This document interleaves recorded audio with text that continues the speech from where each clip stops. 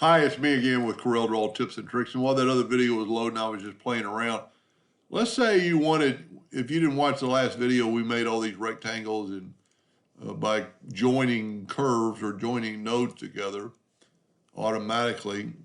I've got my drawing in the center of the page, so we'll put this in the center of the page. I'll start moving at the end, holding down the control button. So if you look here, I've got rectangles going past this other rectangle. Let's say we're going to make a really long comb. Select it all and go to weld. And what that did, it made it all welded together. And if we left click no outline, it's still going to look red, but it's all black.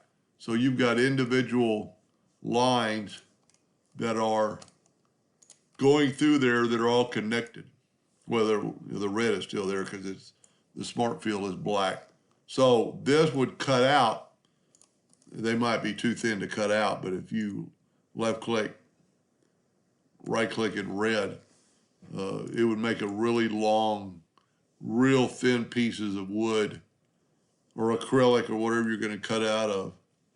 It'd have a pretty neat design because it's all connected and welded together. I don't know. Hope that helped a little bit, just playing around. Thank you for watching.